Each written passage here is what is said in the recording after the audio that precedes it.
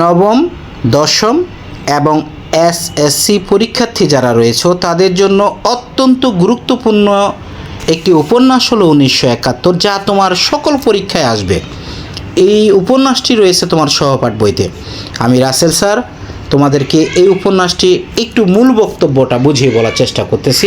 আশা রাখি এই মূল বক্তব্যটা শুনলে তোমাদের এই উপন্যাসটা সম্পর্কে সম্পূর্ণ ধারণা চলে আসবে ইনশাআল্লাহ। বাংলাদেশের প্রত্যন্ত একটা গ্রাম রয়েছে, এই গ্রামটার নাম হলো নীলগঞ্জ। আর এই নীলগঞ্জ গ্রামেরই ঘটনা এটা। গ্রামের শিক্ষা ব্যবস্থা অনেক ভঙ্গুর, ভালো না শিক্ষা ব্যবস্থা, তাই তো এই গ্রামে মানুষের জীবন স্বাভাবিকভাবেই চলতেছিল। তবে হঠাৎ করে এই 1971 সালের 1 মে অর্থাৎ মে মাসের 1 তারিখে গ্রামটিতে প্রবেশ করে একদল পাকিস্তানি মিলিটারি। তো এই পাকিস্তানি মিলিটারিরা এই গ্রামে এসে প্রবেশ করে। তাদের আগমনে গ্রামের স্বাভাবিক জীবনের ছন্দপতন ঘটে যায়। আসার পরে গ্রামে সকলেই ভীত সন্তুষ্ট এবং বিভিন্ন জায়গায় দেখা যায় নির্যাতন, অত্যাচার এবং কি হত্যা করার বিষয়গুলো বেড়ে যায়। তাদের এই অন্ধকারে আসা টর্চ লাইট জেলে গ্রামের মধ্যে তারা প্রবেশ করে। টর্চ লাইট জেলে ধীরে ধীরে গ্রামে তারা প্রবেশ করে। তারা স্কুল ঘরে অবস্থান নেয়। ওই গ্রামে একটা স্কুল আছে, এই স্কুল ঘরে তারা আসে অবস্থান নেয়। এই দলের নেতৃত্বেই সবচেয়ে প্রধান যে তার নাম হলো মেজর এজাজ। ওই দলের নেতৃত্ব মানে নেতা যে সে হলো মেজর এজাজ। যা ঘোষণা দিবে তাদেরকে তা তারা করে। নীলগঞ্জে লুকিয়ে আছে একদল মুক্তিবাহিনী, এমনকি তাদের সাথে 2 জন অপহৃত পাকিস্তানি সেনা সদস্য আছে। এই তথ্যের ভিত্তিতে পাকিস্তানি মিলিটারিরা গ্রামটিকে দখল করে নেয়। তাহলে বুঝতে পারলাম যে এখানে 2 জনকে খোঁজার জন্য কিন্তু আসা হয়েছে এবং এই তথ্য পেয়ে গ্রামটিকে তারা চারিদিক থেকে ঘেরাও করে নেয়। অপহৃত 2 সেনা সদস্যের একজন কিন্তু এই মেজর এজাজের বন্ধু ছিল, তার নাম ছিল মেজর বখতিয়ার। তাদের উদ্ধার করতে এবং মুক্তিযোদ্ধাদের অবস্থান জেনে মুক্তিযোদ্ধাদের ধরার জন্য তারা এই গ্রামে প্রবেশ করেছে।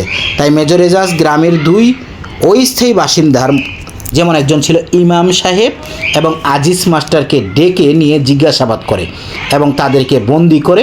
তাদের 2 জনের কেউ মেজর এজাজকে তথ্য দিতে পারে না। অর্থাৎ মেজর এজাজ যখন তাদেরকে অত্যাচার করে, নির্যাতন করে এবং তাদেরকে টর্চার করে জিজ্ঞাসা করে যে আমার বন্ধু এখানে আছে কি না, তারপরে মুক্তিযোদ্ধারা এখানে আছে কি না, কিন্তু কেউ তারাই তথ্য দিতে পারে না, কারণ মুক্তিযোদ্ধাদের সম্পর্কে কোনো তথ্যই তাদের জানা নেই। ফলে মেজর এজাজ নির্মমভাবে তাদের আরও নির্যাতন চালাতে থাকে। স্কুল ঘরে তাদের বন্দি করে রাখে। বন্দি অবস্থায় মানসিকভাবে ভেঙে পড়েন কিন্তু এই মসজিদের ইমাম সাহেব এবং আজিজ মাস্টার। উপন্যাসটিতে দেখা গেছে গ্রামবাসীর প্রথম পর্যায়ে ধারণা ছিল যে যেহেতু পাকিস্তান বাহিনীরা এসেছে তো এই পাকিস্তান বাহিনীরা তো মুসলমানের ক্ষতি করবে না, কিন্তু না, তাদের ধারণা ছিল পুরোপুরি ভুল। কারণ ইমাম সাহেব তো পুরো মুসলমান ছিলেন এবং শব্দরুল্লাহর স্ত্রী, শব্দরুল্লাহ হিন্দু থাকলেও পরবর্তীতে মুসলমান হওয়ার পরেও তার স্ত্রী সেলিকা, এদেরকেও কিন্তু অপদস্থ হতে হয়। মাস্টারের প্রমুখের পরিণতি লক্ষ্য করলেই বোঝা যায়। উপন্যাসটি পাকিস্তানি মিলিটারিরা মেজর এজাজ বাঙালি মুসলমানদের প্রকৃত মুসলমান হিসেবে স্বীকৃতি দিতে চান না। মানে বলছেন এগুলো প্রকৃত মুসলমান নন, মেজর এজাজ বলতেছেন, যা তার প্রবল বাঙালি জাতি বিদেশি মনোভাব। পাকিস্তানিরা নীলগঞ্জ গ্রামে তাদের প্রভাব বজায় রাখতে আরও অত্যাচার বাড়িয়ে দেয় এবং নির্মম অত্যাচার চালায়। যেখানে সেখানে নির্বিচারে তারা গুলি চালায়। ফলে গ্রামীণ জনজীবন হয়ে ওঠে কণ্ঠাসা এবং অবরুদ্ধ। উপন্যাসের রহস্যময় চরিত্র একটা বেরিয়ে হয়েছিল, তার নাম হলো রফিক। মেজর এজাজের সহযোগী হিসেবে সে ভূমিকা পালন করে, কিন্তু তবে সে প্রকৃতপক্ষে মুক্তিযোদ্ধাদের পক্ষে কাজ করে, অর্থাৎ শত্রুপক্ষের দলের সাথে থেকেই মুক্তিযোদ্ধাদের পক্ষে কাজ করে। এই চরিত্রটি তার ফুটে উঠেছে। তবে এই রফিক কোথা থেকে এসেছে, কোন গ্রাম থেকে এসেছে, এই উপন্যাসে তা কোনো কিছু উল্লেখ নাই। তার পরিচয়টা যেন একটু কাল্পনিক।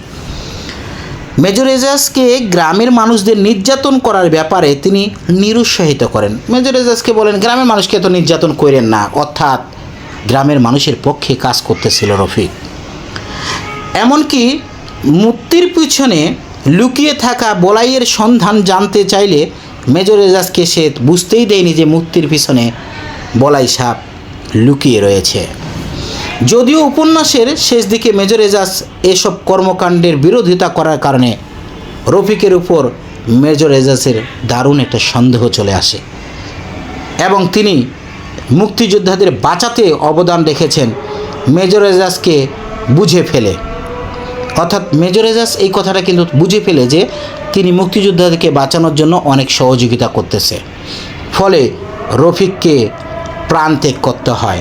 কথাটির অর্থ হলো এই রফিক মুক্তিযোদ্ধাদেরকে সহযোগিতা করা, লুকিয়ে থাকা মুক্তিযোদ্ধাদের গ্রাম না বলে দেওয়া, গ্রামবাসীকে সহযোগিতা করার কারণে মৃত্যুবরণ করতে হয় এই মেজর এজাজের কাছে রফিককে। সুতরাং আমি মনে করি এবং সবাইকে মনে করতে হবে 1971 সালের এই উপন্যাসের একমাত্র জলযন্ত্র প্রতিবাদী নায়ক হিসেবে রফিককে ধরা যায়। এই নীলগঞ্জ যেন পুরো বাংলাদেশের একটা চিত্র। উপন্যাসে যে যুদ্ধ প্রস্ফুটিত হয়েছে তার মূলত একপাক্ষিক আরবমূলক যুদ্ধ এটা একটা। তো যাই হোক, এখানে আমরা পাকিস্তানিরা যারা রয়েছে, পাকিস্তানিদের নির্মম অত্যাচার যে রয়েছে, এরা বেশিরভাগ এই অত্যাচারটা বাঙালির উপর দিয়েছে। নীলগঞ্জবাসীরা নিরস্ত্র মানুষ ছিল, তাদের কাছে কোনো অস্ত্রই ছিল না, তাদের কাছে কোনো অস্ত্র নেই, গোলাবারুদ নেই, যুদ্ধের কোনো মনোভাব তাদের ছিল না। তারা পাকিস্তানের ভয়ে শুরু থেকেই ছিল আতঙ্কিত। পরবর্তীতে দেখা গেছে এখানে কিছু চরিত্রের মানুষ কিন্তু প্রতিবাদ করে তুলেছিল, আর এই নীলগঞ্জের প্রতিবাদ থেকেই কিন্তু একটা মুক্তিযুদ্ধের আবির্ভাব সৃষ্টি হয়েছিল। এত অত্যাচার সহ্য করতে না পেরে তারা যে প্রতিবাদী হয়ে উঠেছিল, এই অত্যাচারটা তুলে ধরা হয়েছে এই নীলগঞ্জবাসীর মানুষের অত্যাচারের বিষয়টা। মেজর এজাজ আসলে ইমাম সাহেবকে, আজিজ মাস্টারকে, এদেরকে যে অত্যাচারটা করেছে, নির্মম অত্যাচার, সেটা উপন্যাসটা না পড়লে বোঝা যাবে না। আর রফিক যে বাহিয়াপুরন থেকে এসে কৈবত্যপাড়ার যে মুক্তিযোদ্ধাদেরকে বাঁচানো, পাগল নিজামকে রক্ষা করা, তারপরে এই যে মাস্টারের সম্ভবহানি, আজিজ মাস্টারকে কিন্তু সম্ভবহানি করার চেষ্টা করছিল, এখান থেকে বিরোধিতা করা, সব কিছু মিলিয়ে এই রফিক যেন একটা প্রতিবাদী এবং মুক্তিযুদ্ধ চরিত্রের প্রমুখ বৈশিষ্ট্যপূর্ণ একটা নায়ক ছিল। তারপরে আজিজ মাস্টারের কথা না বললে নয়, সে তার গ্রামটা কিন্তু নীলগঞ্জে নয়, অন্য গ্রাম থেকে এসে সে এই নীলগঞ্জের শিশুদেরকে বা পড়াশোনা শিক্ষিত করার জন্য সে এসেছিল এবং থাকতো কার বাসায়? থাকতো সে এই এলাকার একজন প্রতাপশালী শক্তিশালী ব্যক্তি, টাকাওয়ালা ব্যক্তি জয়নাল মিয়ার বাসায়। আর জয়নাল মিয়ার বাসায় থেকে সে জয়নাল মিয়ার মেয়ে মালাকে নিয়ে কবিতাও লিখত।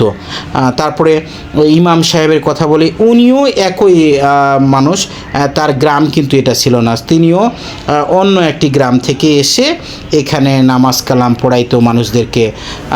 তারপরে সে এই জয়নাল মিয়ার বাসায় আশ্রয় নিয়েছিল।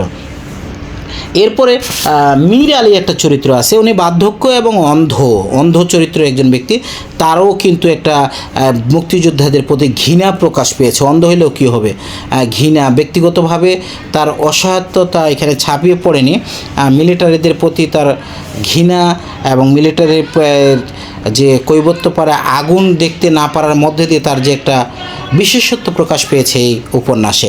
এরপরে বদিউজ্জামানটা কে ছিল? এই মীর আলীর সন্তান ছিল বদিউজ্জামান, সেও কিন্তু একজন নিরীহ ব্যবসায়ী ছিল। তার একটা চরিত্র পাওয়া গেছে, স্ত্রী কন্যা বৃদ্ধ পিতাকে নিয়ে সে সরল জীবনযাপন করে।